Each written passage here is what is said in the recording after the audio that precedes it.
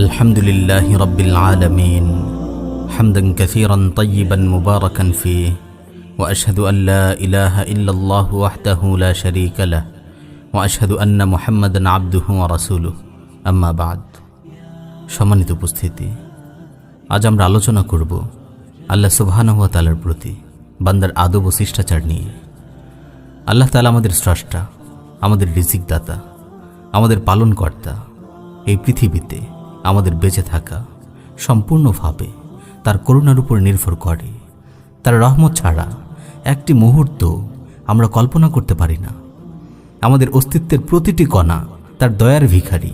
আমরা আল্লাহর জমিনে স্বচ্ছন্দে বিচরণ করছি, তার দেয়া রিজিক গ্রহণ করছি, কিন্তু আমরা কি তার প্রতি আদব রক্ষা করে চলছি? তার প্রতি শিষ্টাচারের দিকে কি আমরা খেয়াল রেখেছি? প্রিয় ভাই, আমরা যদি প্রকৃত অর্থে আল্লাহর বান্দা হতে চাই, তাহলে অবশ্যই আমাদেরকে তার শিষ্টাচারের প্রতি খেয়াল রাখতে হবে, তার আদব রক্ষা করে জিন্দেগি কাটাতে হবে। সবসময় সতর্ক থাকতে হবে কোনোভাবেই তার আদবের খিলাফ, তার শিষ্টাচারের পরিপন্থী কোনো কথা ও কাজে যেন আমরা লিপ্ত না হই। আল্লাহ আমাদের তৌফিক দিন।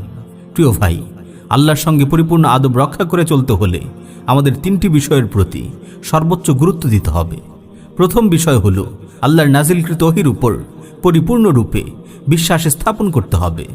রাসূল সাল্লাল্লাহু আলাইহি ওয়াসাল্লামের মাধ্যমে যত গায়বের খবর তিনি আমাদেরকে দিয়েছেন, অদৃশ্য জগতের যত সংবাদ তিনি আমাদের জানিয়েছেন, কোনো ধরনের দ্বিধা, সংশয় ও সন্দেহ ব্যতীত তার সকল কথা অন্তর থেকে মেনে নিতে হবে।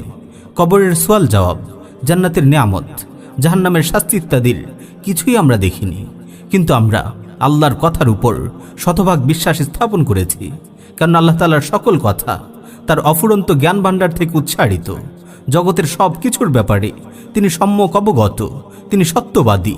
মিথ্যার পঙ্কিলতা থেকে তার মহান সত্তা বহু ঊর্ধ্বে।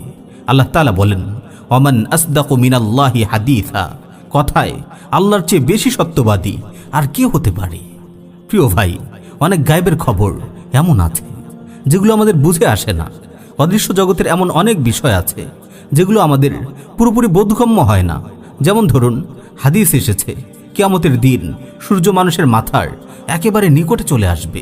তা সত্ত্বেও সূর্যের গরমে মানুষ পুড়ে যাবে না। অথচ বিজ্ঞান বলে সূর্য তার অবস্থান থেকে আঙুলের অগ্রভাগ পরিমাণও যদি পৃথিবীর কাছে চলে আসে, তাহলে সব কিছু পুড়ে ভস্ম হয়ে যাবে। এখন প্রশ্ন আসতে পারে, কিয়ামতের দিন সূর্য এত কাছে আসার পরও মানুষ কিভাবে টিকে থাকবে? এটি কি করে হতে পারে? এখন এই হাদিসের ব্যাপারে আমাদের আদব ও প্রতিক্রিয়া কেমন হবে? এই ব্যাপারে আমাদের আদব হবে আমরা এটিকে পরিপূর্ণভাবে বিশ্বাস করব এবং বিনা দ্বিধায় মেনে নিব।